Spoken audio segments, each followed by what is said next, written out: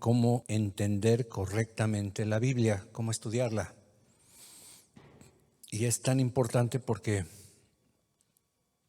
si no tenemos un método, nos puede pasar lo que le ha pasado en la historia a mucha gente. Ha distorsionado el mensaje de la palabra de Dios. Simplemente porque no la entendió, se confundió, no tiene un método, no sabe qué hacer con la Biblia. Y bueno, la última vez, rápidamente, no voy a repetir todo lo que vimos la vez pasada, pero vimos que ya un poquito más, en un nivel más intermedio, hay 3 cosas que tenemos que hacer al leer la Biblia. La más importante de todas es observar el texto. ¿Qué dice el texto? Y para eso hay que hacerle preguntas al texto. Estas preguntas nos van a ayudar a descubrir qué dice en realidad. Porque por no observar cuidadosamente, por no leer bien, decía un siervo de Dios, por favor lea en español. Le decía irónicamente porque decía, híjole, que no se dan cuenta que lo que están leyendo no es exactamente lo que están diciendo. Ahí dice otra cosa, no le cambie. Pues a veces le cambiamos, pero dijimos que hay 8 preguntas básicas. ¿Qué? ¿Qué se hace en el texto? ¿Qué se dice? ¿Cómo lo dice? ¿De qué manera lo dice? ¿Qué palabras usa? Y al mismo tiempo, ¿qué no dice? Para que no le estemos inventando. El texto no lo dice. Si no dice el nombre, pues no le pongas nombre, no dice. Simplemente no dice. ¿Quién lo dice o a quién se está diciendo? ¿Quién lo mencionó? Dice ahí, así como dijo el profeta Isaías. Entonces fue Isaías el que mencionó tal cosa. ¿Quién lo dice? Siguiente pregunta al texto. ¿A quién está dirigido este mensaje? Porque luego andamos apropiándonos de cosas que no son para nosotros. Luego hasta son para las esposas y ahí los esposos dicen amén, ¿verdad? Porque no leyeron, no le preguntaron al texto, ¿no? ¿Quién recibe la acción? ¿Ustedes se acuerdan de gramática? Esa clase tan aburrida, pues fíjense que es muy útil. Sujeto, verbo y predicado. ¿Qué es el predicado? Pues el que recibe la acción del sujeto, y la acción es el verbo. Uy, pastor, no me cuente eso, ya se me olvidó. Pues sí, pero si no le hacemos preguntas al texto, vamos a empezar a hacer herejías, a decir algo que la Biblia no dice. Siguiente pregunta, ¿cómo? ¿Cómo se lleva a cabo el mensaje? ¿Cómo se obtiene el beneficio? Por ejemplo, ¿hay alguna condición que dice el versículo? Porque muchas veces decimos, ay, qué bonito. Sí, pero no leíste las condiciones, como lo que orábamos hoy. ¿Cuál es la condición? Ser íntegro. Ahí dice que no resbalaré jamás. Yo no voy a resbalar más. Sí, jamás resbalarás. Sí, condicional. Eres una persona íntegra, si quieres buscar a Dios, si eres una persona justa, si haces eso, todo lo que dijeron los últimos 4 versículos y el 5, la primera parte, entonces puedes agarrar la última parte del versículo 5 y decir, nunca resbalaré más. Pero tú no puedes abrir la Biblia así como diciendo, Ave María, dame puntería, y hacerle así y decir, ay, me está hablando. Así le han hecho algunos, no, Señor, háblame. Y empiezan así como si fuera la Biblia una superstición, ¿no? O sea, una no sé, ¿verdad? Y abren y dicen, y Judas se ahorcó. No, otra vez. Pues no, así no se puede. No puedes jugar con la Biblia como si fuera algo así como que dame suerte. Si la Biblia no es para superstición. ¿Ok? Otra pregunta, ¿cuándo sucede tal cosa? ¿Cómo se lleva a cabo tal acción? El suceso, ¿cuándo pasa aquello? ¿Cuándo viene lo demás? ¿En dónde sucede la acción? ¿En el corazón? ¿En la mente? ¿En el cuerpo? ¿O en un lugar geográfico? ¿En la iglesia? ¿En las naciones?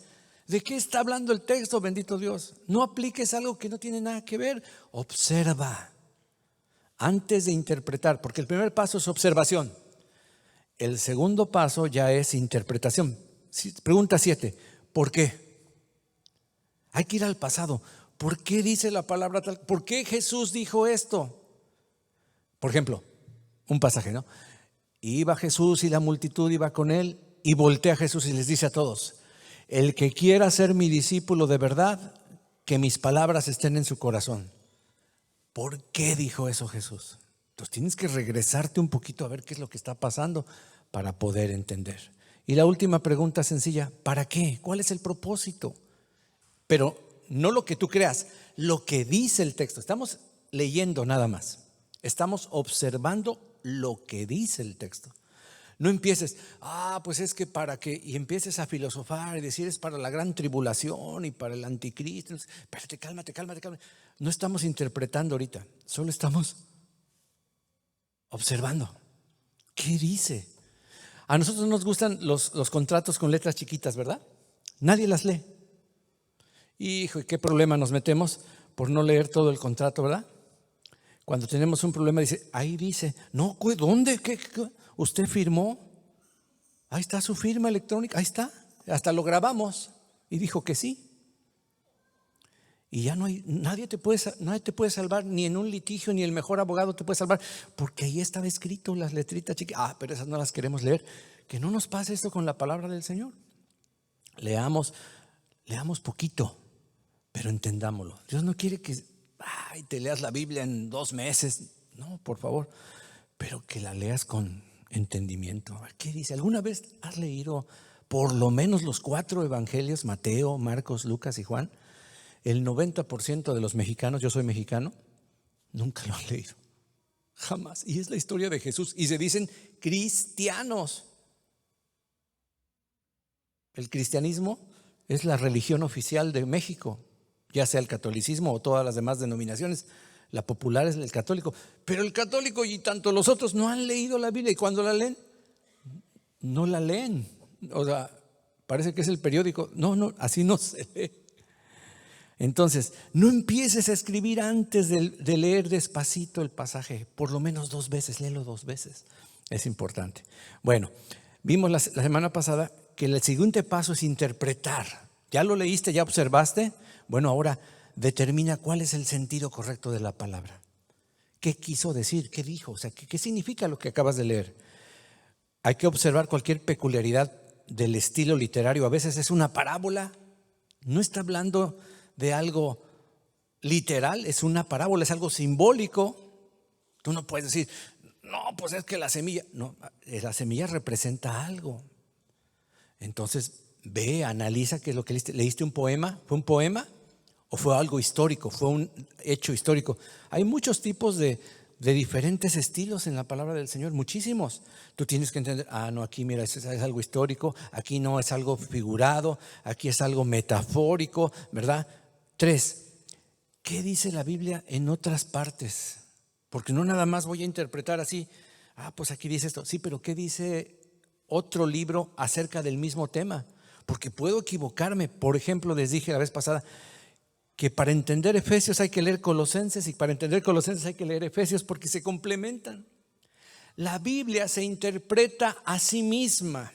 A ver, diga esa frase porque es bien importante. La Biblia se interpreta a sí misma. No lo digo yo, lo dice la misma palabra de Dios. No es de interpretación privada, dice la Escritura. No es de interpretación, no es lo que yo creo, es lo que dice la totalidad de la Biblia. Por eso hay que ver el contexto. Debes tener cuidado con, ¿qué es el contexto? Bueno, ahí les va, para que me entiendan.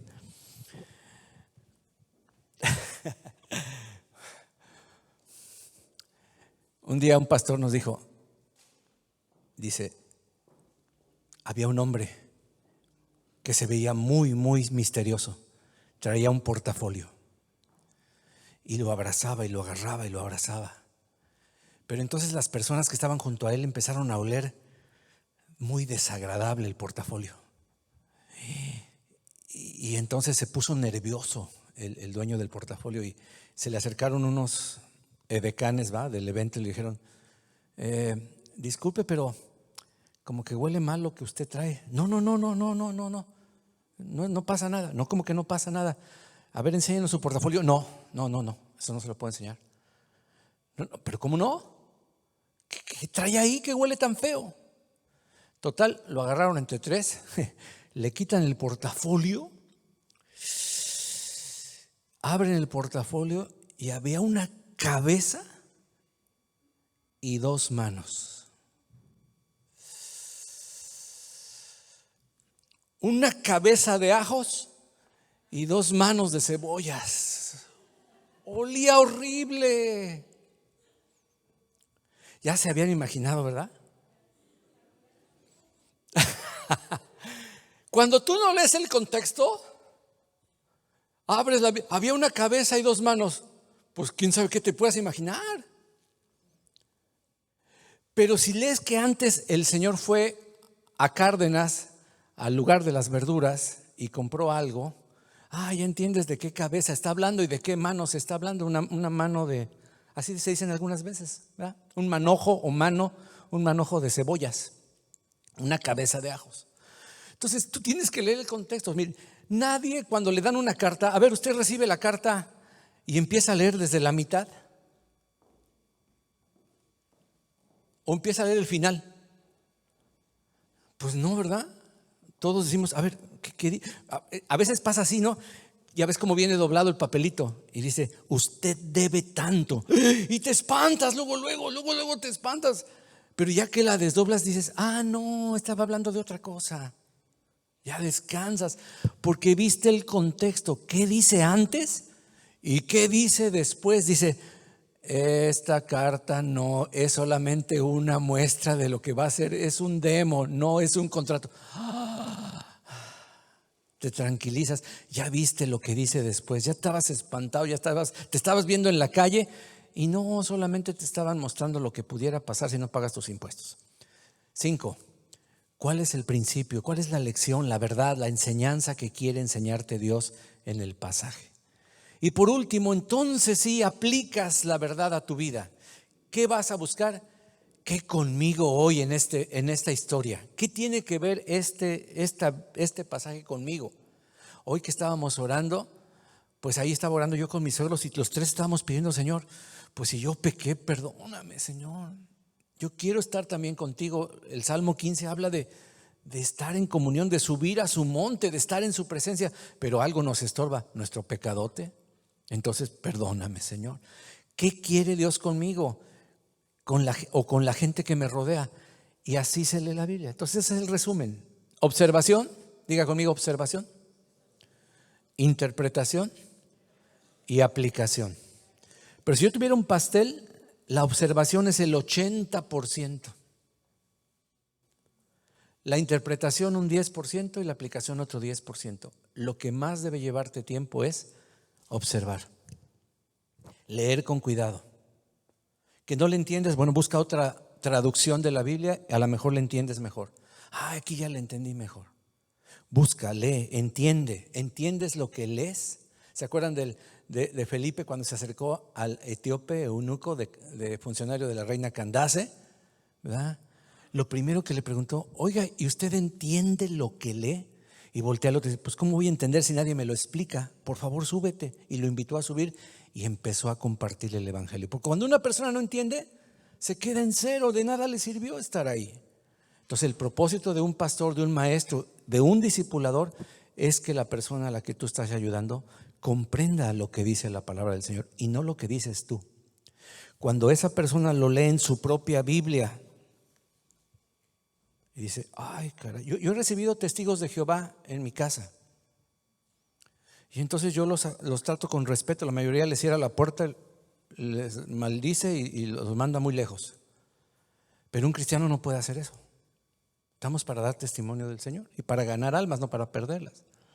Yo me acuerdo que cuando yo era joven, pues me encantaba echarme unos rounds con los testigos en Jehová, ¿verdad? Digo, con los testigos de Jehová.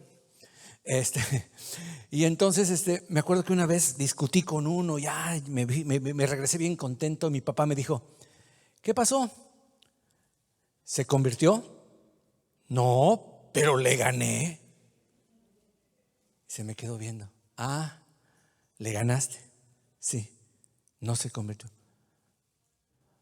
Pues no. Y ya no me dijo nada, nada más se me quedó viendo y ya sabía que ya había entendido.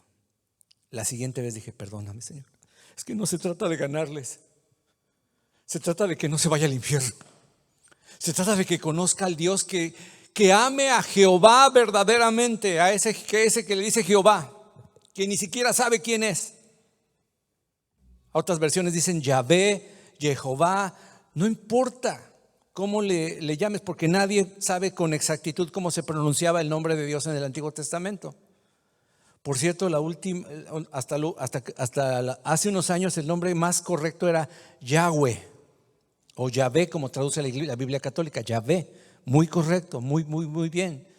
Pero se filtraron en otros códices más antiguos y resulta que el nombre es Jehová. O sea que no andan tan mal los testigos. Pero el problema no es ese, el problema es que sin Cristo no puedes llegar al Padre. El que no tiene al Hijo, no tiene al Padre. Pero ¿cómo van a tener al Hijo si tú no les ayudas a entender en su propia Biblia? Entonces cuando alguien viene yo digo, ¿me puede leer en su Biblia tal cosa? Y mira, es impresionante. Empiezan a leerlo ellos mismos. Dicen, ¿lo puede leer otra vez? Y lo están leyendo y ves cómo les cambia la cara, como diciendo, ¡ah, caray! Porque los que no saben, todas las Biblias dicen lo mismo con diferentes palabras. La única Biblia alterada es la de los testigos de Jehová.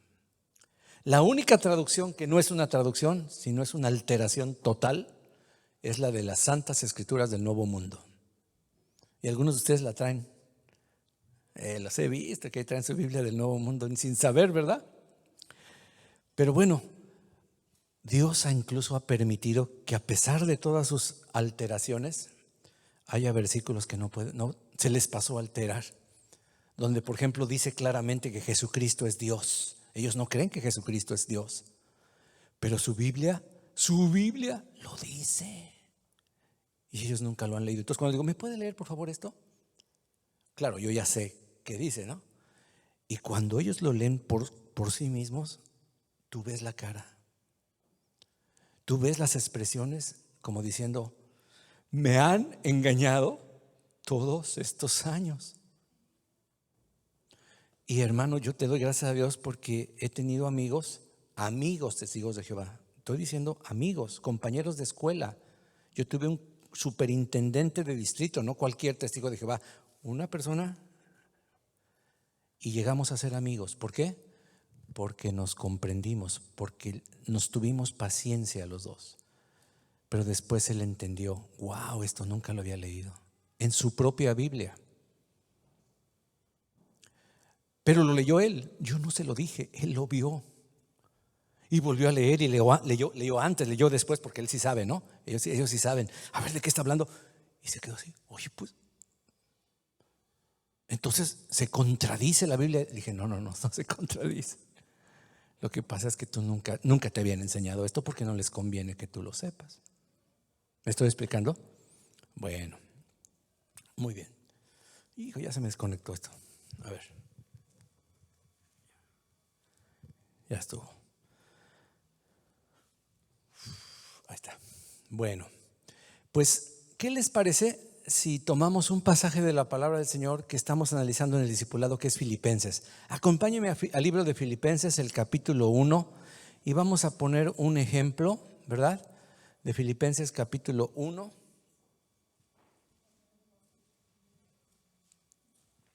Y voy a compartirles la pantalla aquí. Acá está. Voy a duplicar mi pantalla para que la puedan ver. No sé si se alcanza a ver ahí o la hago más grande. La puedo hacer muy grande. ¿Está bien ahí? Ahí está grandota. ¿Sale?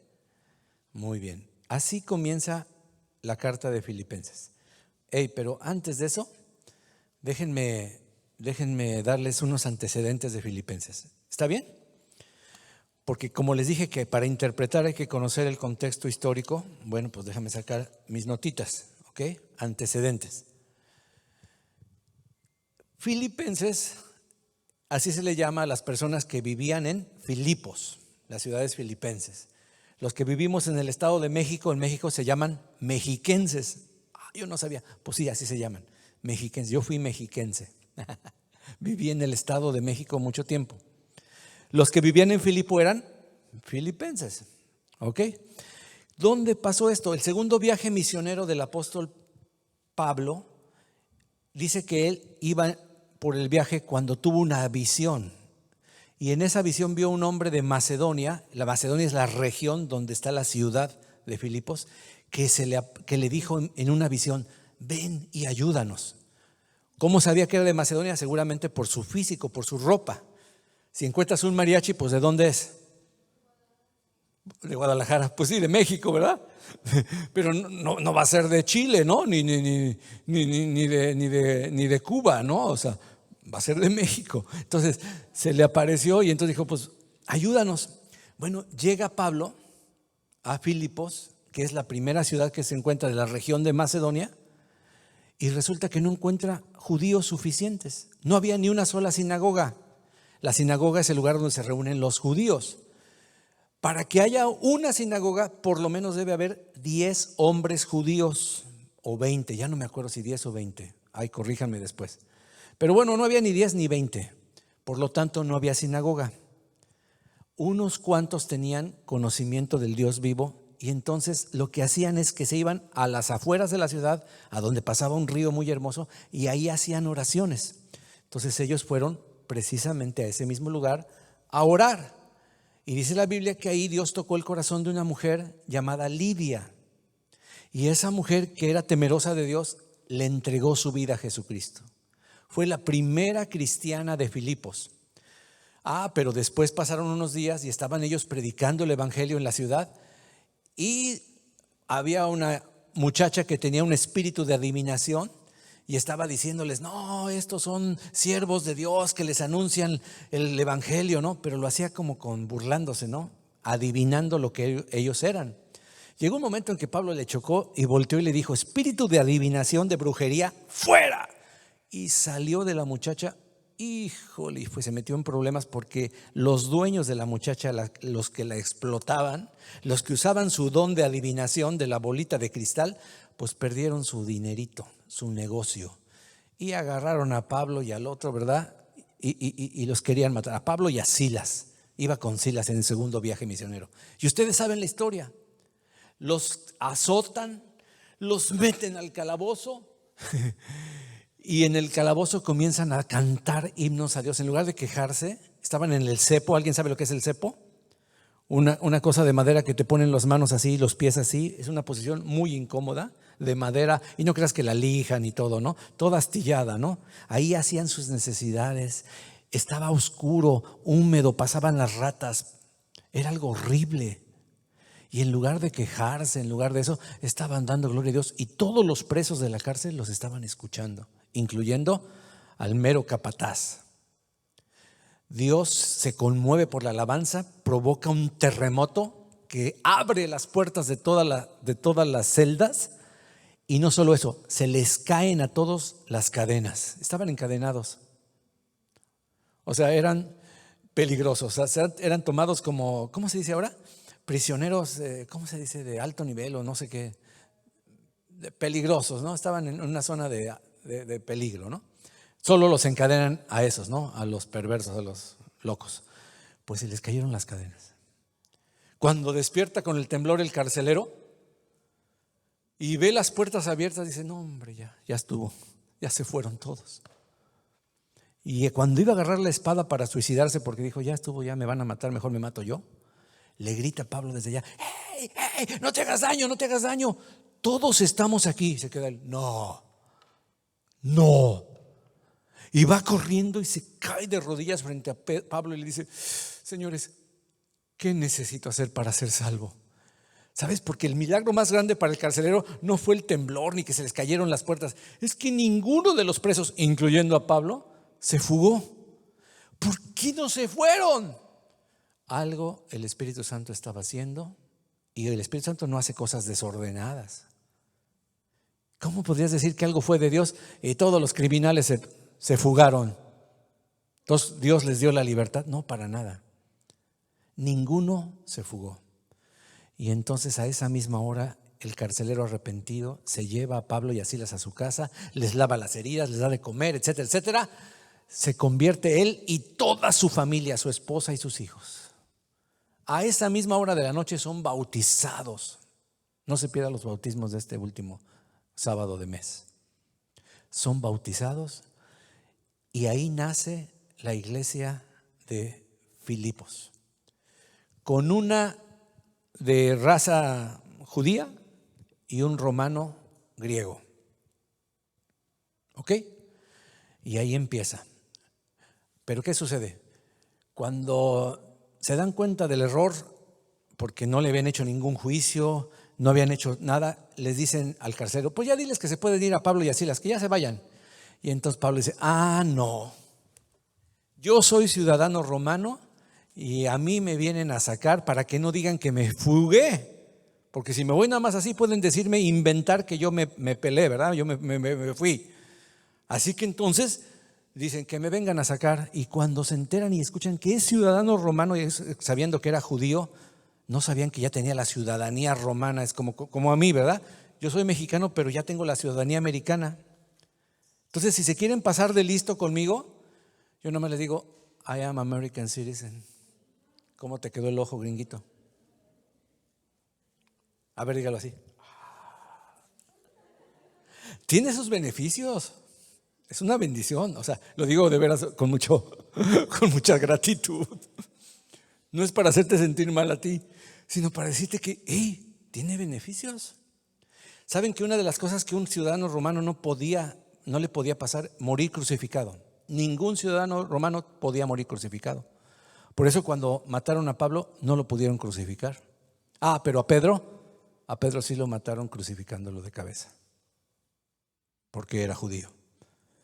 A un ciudadano romano no se le puede acusar sin hacer un juicio previo y tener un tribunal, porque es ciudadano romano. Wow.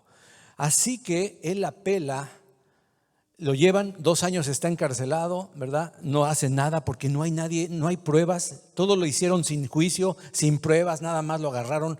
Nadie testificó a favor, en contra, etcétera. No había, era ciudadano romano. Entonces él se cansa después de 2 años de estar en la cárcel y decir, apelo a César, que César me juzgue.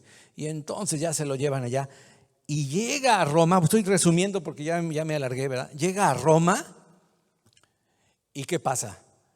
Pues ahí escribe varias cartas.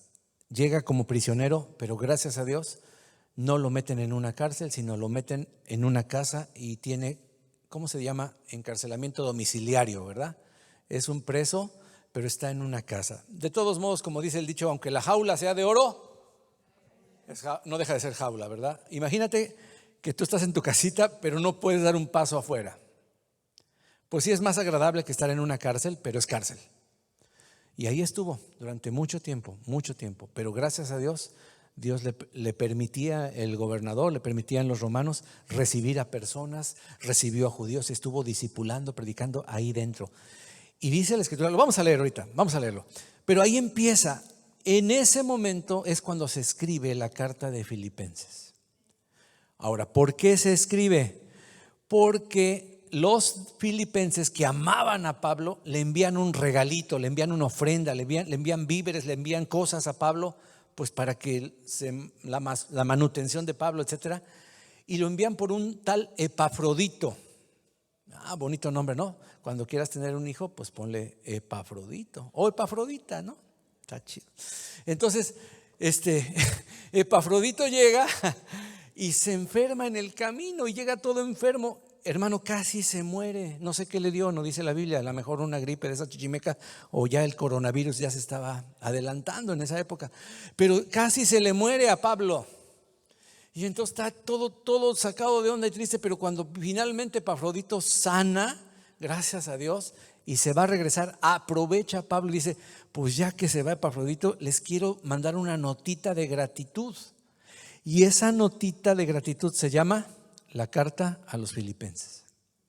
O sea que el libro de Filipenses, la carta de Filipenses, no es como las otras cartas que son doctrinales, de gran enseñanza, que son puestas para corregir deficiencias. No. Filipenses es una carta de gratitud, es una notita.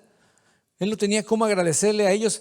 Ustedes son bien inteligentes, hacen un pastelito, le regresan a alguien, lo invitan, una ofrendita, una tarjeta de Walgreens o de no sé qué, ¿verdad? Te la dan.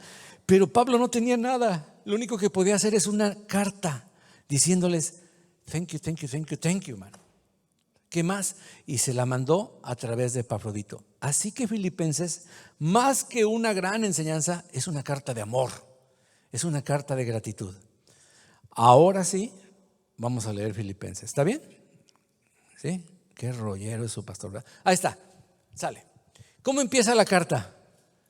Pablo y Timoteo, siervos de Jesucristo, a todos los santos en Cristo Jesús que están en Filipos, junto con los obispos y los diáconos.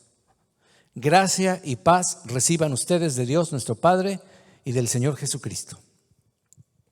Bueno, se está presentando, está diciendo quién está con él. Pablo y Timoteo. No significa que entre los dos escribieron la carta, sino que Timoteo está ahí con él. Tal vez le está ayudando a escribir. Recuerden que Pablo empezó a perder la vista después de ya estaba grande y empezó a perder la vista y necesitaba que alguien pues fuera su escriba. Tal vez Timoteo le ayudó, no lo dice. Se presentan como siervos de Jesucristo. Ahora, póngame atención. En la antigüedad se escribían las cartas con el remitente. Lo primero que decían es Pablo y fulano de tal está escribiendo. ¿Por qué? No es como ahora que nosotros firmamos hasta el final de la carta. Atentamente, Gustavo Ordóñez. ¿Por qué? Porque eran rollos. Entonces imagínense lo inconveniente de, ay, me mandaron un rollo, una carta. A ver, ¿quién le escribió? Espérame. Fue Pánfilo. Pues no. Entonces tenían que firmar al principio. ¿Me estoy comunicando? Por eso las cartas empiezan, yo fulano de tal, para fulana de tal. Nosotros ya no hacemos eso, a quien corresponda. Y empezamos a lanzar la carta y al final firma Pancho Pistolas. ¿Ok? Entonces aquí no es, la firma viene al principio porque es un rollo. Y lo primero que tienen que saber es quién está escribiendo y a quién es la carta. Es para ti, no, es para ella. Entonces ya no tenías que desenrollar todo el rollo, sino empezar. Ok. Después dice, le dedico esta carta a los santos en Cristo Jesús que están en Filipos. Wow, aquí viene el primer concepto. ¿Cuántos de nosotros nos enseñaron que los santos son un grupo de personas que hicieron cosas muy buenas y están allá arriba en el cielo y a las cuales les podemos pedir algo? ¿Venimos de ahí? Pero cuando tú lees la Biblia y le haces preguntas y observas el texto, no solamente esto, sino en muchas partes, encontrarás que Dios le llama santos a todos aquellos que han entregado su vida a Cristo. Ahora, ¿qué quiere decir santo? Santo quiere decir apartado, consagrado, escogido, nada más. No significa perfecto como nosotros creemos que significa santo. Es un santo, no comete ni un pecado. Bueno, nadie es un santo en el estricto sentido de perfección, pero apartado para Dios. Inclusive se habla de santificar. Si yo aparto este pad de computadora solamente para cosas del Señor, lo estoy santificando. Aquí está la foto de mis 3 hijos. Todos los días oro por ellos. Y yo aparto esto y aprovecho y digo, Señor, te consagro a mis hijos. Te los presento a los nietos, ¿verdad? Ándale, ahí están sus nietos, don Rudy. Aquí están sus nietos. Y aquí mi esposa y yo todos los días que trabajamos decimos, Señor, dice, como saetas en manos del valiente, así son mis hijos. Y profetizas por ellos. ¿Quiénes son los santos? Todos aquellos que son apartados por Dios, consagrados a Dios, separados de este mundo. Y entre de ellos existen unos que se llaman obispos y diáconos. ¿Qué significa obispo? Bueno, la palabra obispo viene de un vocablo que se llama episcopos. Así se dice en griego. Esta carta se hizo en el idioma griego. Y ahí dice episcopos. Y esa palabra episcopos se divide en dos. Epi, que significa lo que está encima. Por ejemplo, cuando decimos la epidermis. ¿Ha dicho eso? ¿Qué es la epidermis? Pues es la capa de afuera de tu piel. Lo primero que se quema cuando estás en el sol. Por eso tienes que ponerle protector solar. Epi significa lo que estaba encima de lo superficial, lo externo. Y scopos es vista. De ahí viene, por ejemplo, microscopio, telescopio. ¿Qué significa? Mirar de lejos, un telescopio. Entonces, escopio significa vista y epi significa encima. ¿Qué significa? A los que están viendo por encima, en otras palabras, a los que están supervisando, es la mejor traducción. Supervisar significa ver de aquí para allá y ver qué está pasando. ¿Quiénes son los supervisores en una casa, en un hogar? El papá y la mamá. El papá y la mamá deben estar supervisando, viendo lo que están haciendo los demás. En pocas palabras, los managers, los que sirven para ayudar a los demás, se supone, ¿verdad? Porque a ti te toca cada manager que hay, ¿verdad? Pero los obispos, ¿quiénes son? Todos aquellos servidores, pastores, ancianos de la iglesia que están compartiendo, que están checando la iglesia. Y los diáconos, ¿quiénes son los diáconos, Señor? Como tenemos un concepto muy religioso de esa palabra, no, esa palabra significa servidores.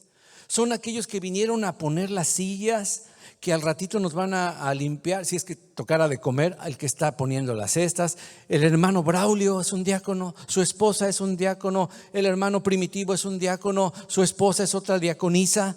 ¿Por qué? Porque son servidores con autoridad sirviéndonos a nosotros, son líderes. Cuando tú estás teniendo un grupo de ayuda, ya ves que esta iglesia estamos dividida en grupos de ayuda, discipulado, el líder es un diácono. No tenemos que ungirlo para decir que es un diácono, ya lo es. Y luego saluda, gracia y paz reciban todos ustedes de nuestro Padre y del Señor Jesucristo. ¿Por qué saludaban de esa manera? Bueno, los griegos saludaban con la palabra gracia. ¿Y qué significa eso? Pues usted sabe que gracia es un favor que no merecemos. ¿De dónde viene esa palabra?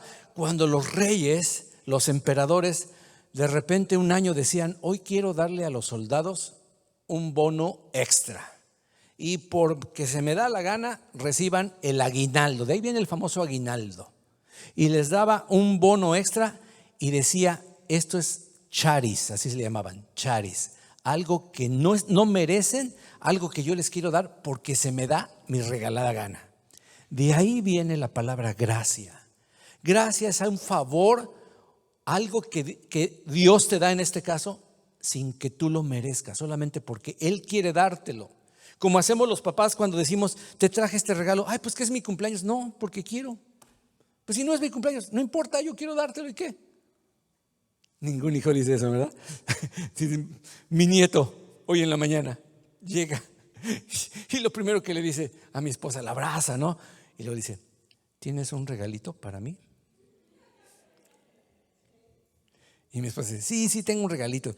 Tápate los ojos. Y siempre hace eso, se tapa los ojos esperando el regalito y está emocionado.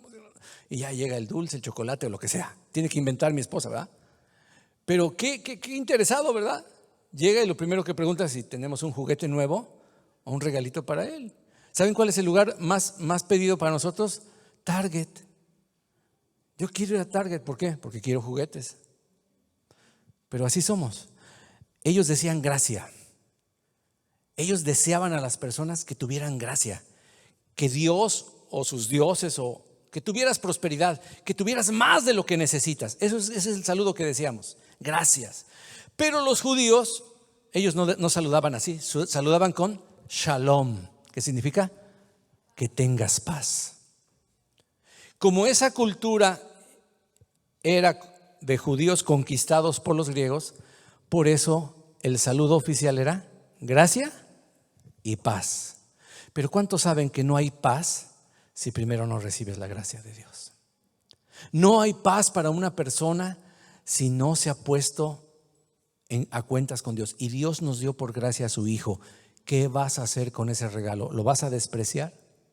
Ahora que dije de regalos, ¿cómo te sentirías si tú le traes un regalo a un nieto, a un hijo, y lo avienta por allá o ni siquiera lo recibe? Por eso dice la Biblia que a todos los que lo recibieron, hablando de Jesús, Dios les dio poder de ser hijos de Dios. Recibir el regalo, la dádiva de Dios, inmerecida completamente. Lo mínimo que podemos es recibirlo. Amén. Lo mínimo. Gracia y paz reciban de nuestro Dios y Padre. ¿De dónde viene la gracia? De Dios. ¿Y de dónde viene la paz? Del príncipe de paz. Por gracia el Padre nos dio a Jesucristo, y Jesucristo, por su sacrificio, hicimos las paces con Dios, estamos en paz. Después de esto, la Biblia dice, el versículo 3, doy gracias a mi Dios cada vez que me acuerdo de ustedes. ¿Tiene usted alguien que cada vez que se acuerda de él dices, ay, gracias por mi compadre, gracias por fulano? Bueno, usted lo tiene ahí muy cerca, se llama cónyuge. Espero que usted voltee y diga, gracias Señor por mi cónyuge. No que diga, ¿qué hice? Y yo espero que cuando mi esposa me vea dormido diga, ay, gracias a Dios porque me casé con este cuate, que no diga, hijo, que si volviera yo a nacer. Pero todos tenemos a alguien que decimos que cuando nos acordamos de él, decimos, ay, qué bonito siento acordarme de fulana, de fulano. Porque es agradable, porque algo hizo por ti. Bueno, Pablo estaba enamorado de los filipenses, cada vez que se acordaba. Ahora, lo interesante es que cómo daba gracias. Hay que hacerle preguntas al texto. ¿Qué hacía Pablo? Daba gracias. ¿A quién? A Dios. ¿Cómo lo hacía? Orando. Escúcheme bien, el mejor regalo que le puedes dar a una persona, ¿sabes cuál es? Pedir a Dios por él, orar por él. ¿Cuál fue la última vez que le dijiste a Dios, Señor, bendice a mi pastor? O sea, lo digo ya en serio. Los pastores somos los primeros, los más necesitados de oración que todos ustedes. ¿Saben para dónde avienta los cañones el enemigo? Duro y a la cabeza. Él no se preocupa por el que acaba de llegar. Bueno, también, ¿verdad? Pero él le tira, porque si derriba aquel, como dominó. ¿Sí o no? Un líder religioso desilusiona a todos. El de la luz del mundo, condenado a 15 años y no sé cuántas más por violar y por maltratar a esa. ¿Cómo crees que se sienten sus seguidores? Hay unos que están tan mal que lo siguen adorando y siguen diciendo que no es verdad cuando están todos los testimonios ahí. Pero ya él mismo dijo que sí era verdad. Y su cómplice número 1 también dijo, ni modo, sí es verdad. Yo le conseguí a los niños para que este cuate los violara. Está la sede en Guadalajara y es grandísima. Mi hermano vive allá y me dice, qué gruesa está la secta de la luz del mundo. Ojalá no nos confundan con él, por favor. Nada que ver, nada que ver. Pero cuando tú oras por tus líderes, cuando tú oras por tu esposo, tú estás haciendo algo bueno.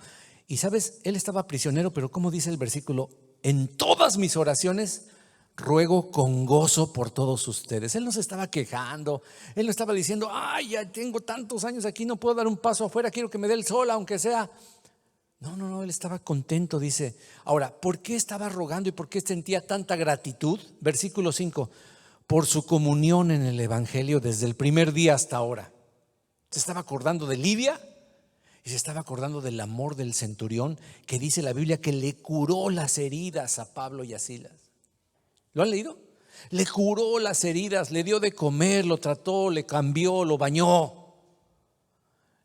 El centurión romano se convirtió en otra persona.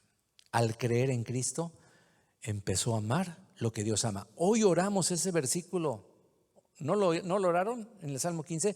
Que Dios anda buscando que a personas que odien lo que Dios odia, el pecado, y amen lo que Dios ama, las personas.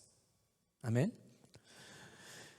Y luego viene uno de los, el versículo 5. No es cierto que somos más, algunos cristianos tenemos más comunión por el Evangelio. Miren, muchos de ustedes conmigo no tendríamos ni punto de conversación si no fuera el Evangelio.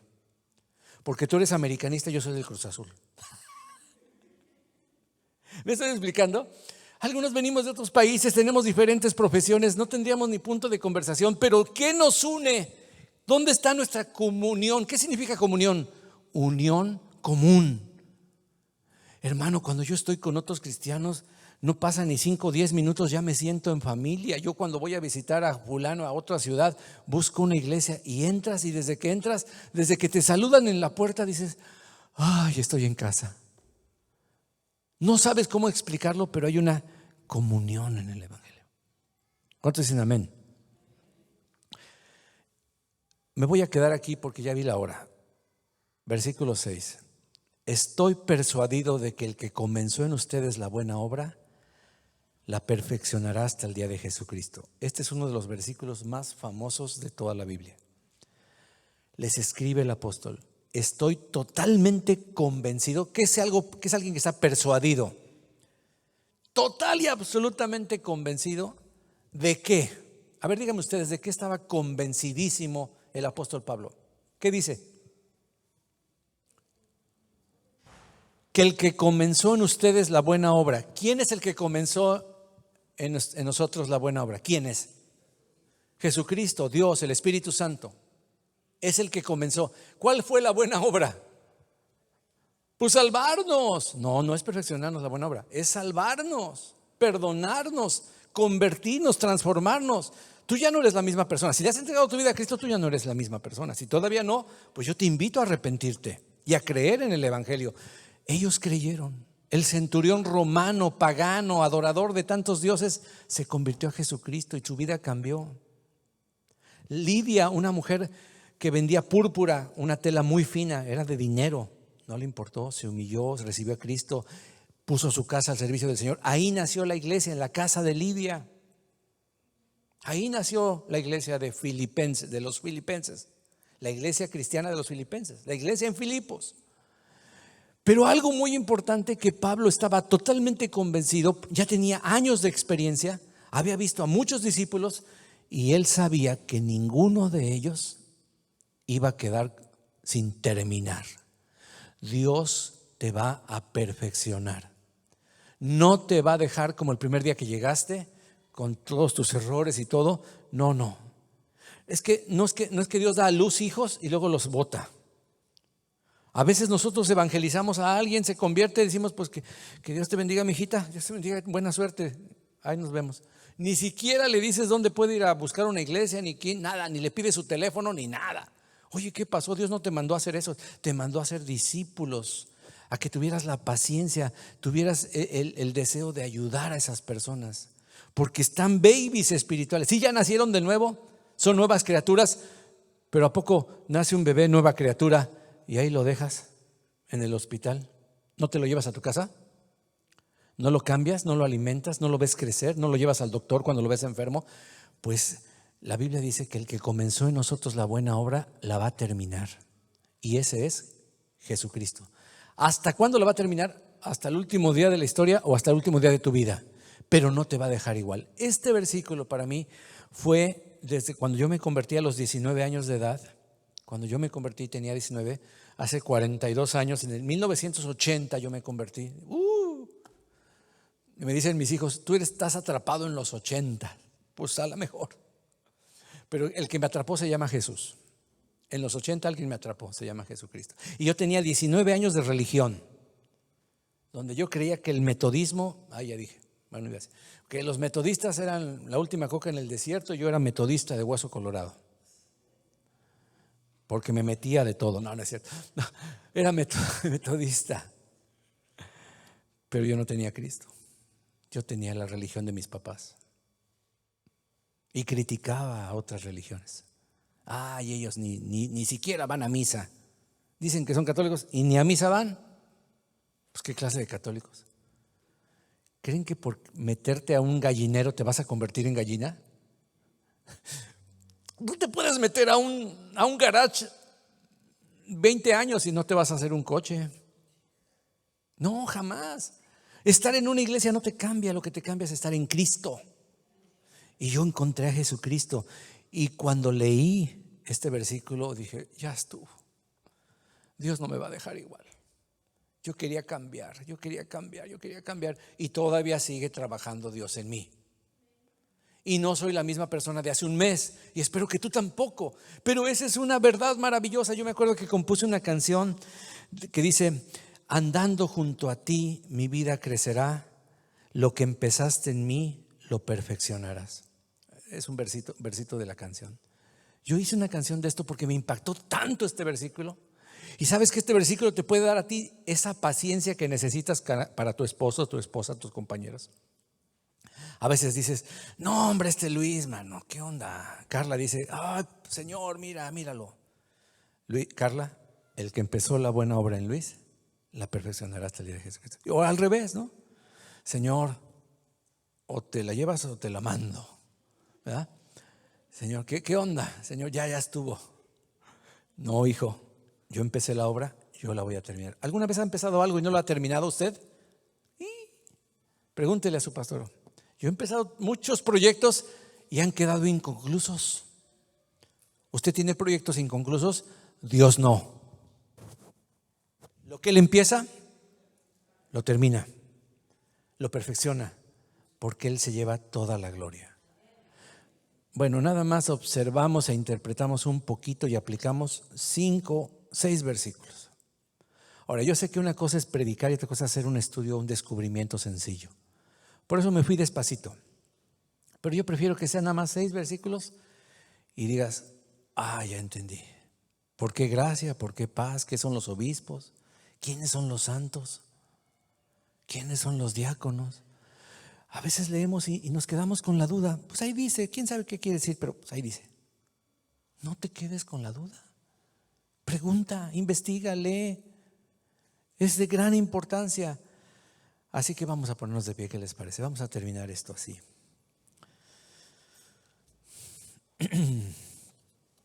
Yo quiero dejarte una perspectiva, la perspectiva de Pablo para con sus hermanos y amigos. Antes de criticar a alguien, Pablo le daba gracias a Dios por ese alguien. ¿Sabes cuál es la queja número 1, papá y mamá, de tus hijos? Yo la he escuchado muchas veces. ¿Sabes cuál es la queja? Que solo te fijas en lo malo que hacen. Solo les echas en cara el arrocito negro en la sopa, ¿verdad? Y dicen las esposas, no, también mi marido es igual. Pues sí. Preparaste una comida excelente, se te enfriaron las tortillas y lo único que dice es, se te enfriaron las tortillas. No se fija en todo lo que preparaste, en lo rico que sabe, cuánto te tardaste en hacerlo, nada más ve la piedra en los frijoles, ¿verdad? O que se te enfrió el café. Hermano, Pablo no estaba enfocado en otra cosa más que en darle gracias a Dios. ¿Qué te parecería si hoy aplicamos esto y lo primero que haces antes de decir cualquier otra cosa es gracias, viejo? Gracias, vieja. No le digas así. Gracias, mi amor. Gracias, corazón. Princesa, dile.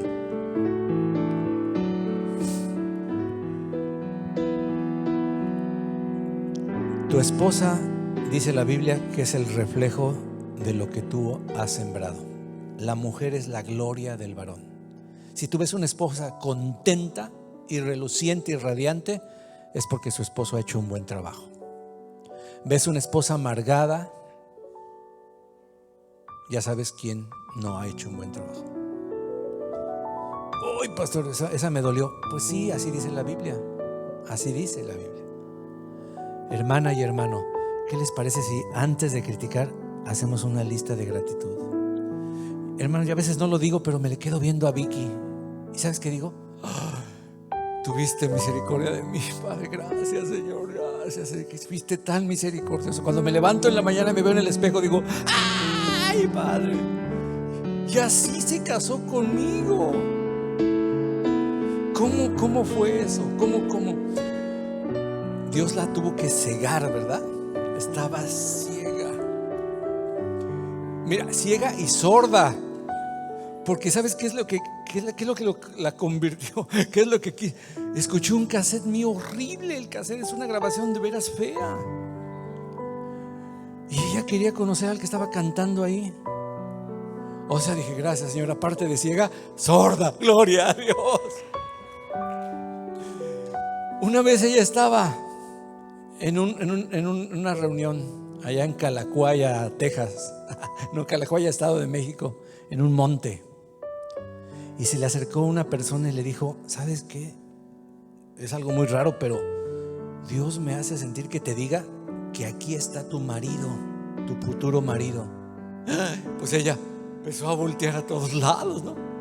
Resulta que habían invitado al grupo Nueva Creación, del cual yo era el compositor del grupo, y fuimos y cantamos y ministramos a los jóvenes. Yo era un joven. Sí, ahí estaba su futuro marido y ni yo sabía, ni ella sabía. Entonces tengo muchas razones para darle gracias a Dios y no fijarme en el arroz en la sopa. No empezar a criticarle y a decirle esto. ¿Qué te parecería si antes de decir algo malo dices 3 cosas buenas por lo menos? Sé positiva, mamá. Que no se lava los dientes, pero se baña.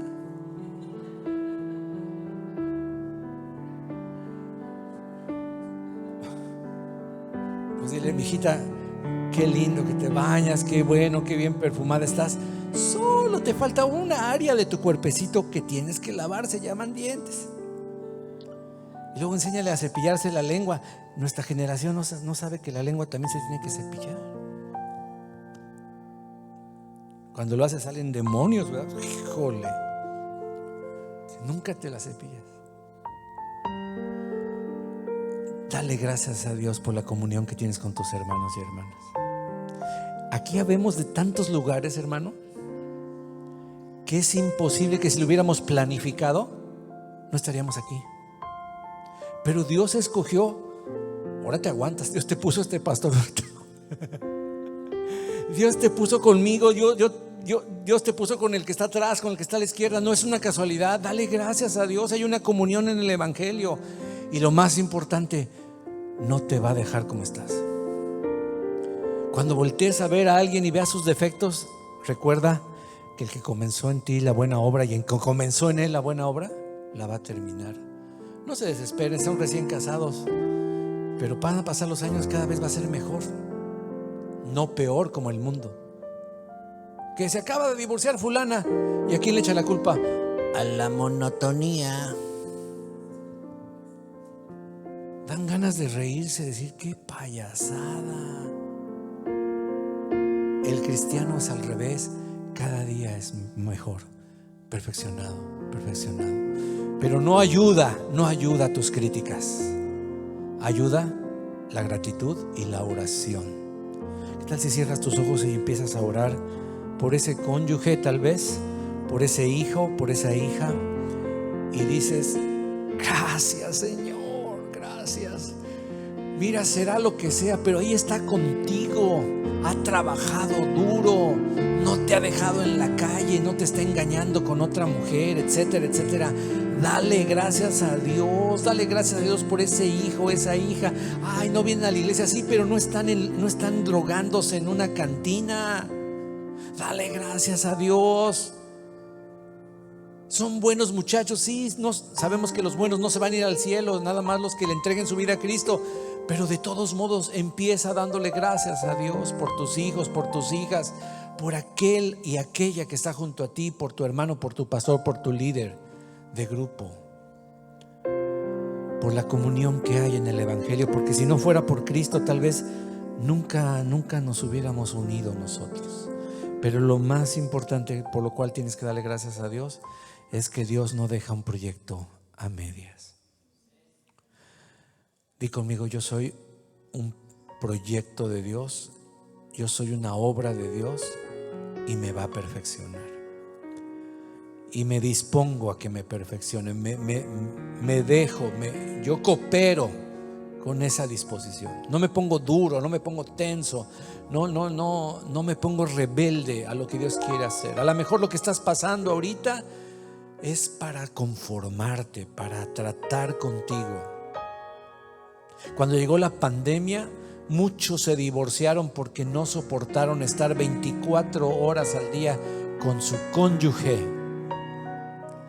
y no se dieron cuenta que era para sanar su relación, para perdonarse, para volverse a enamorar. Porque cuando te acababas de casar, tú querías estar no 24, 48 horas, todo el tiempo querías estar cerca de esa persona.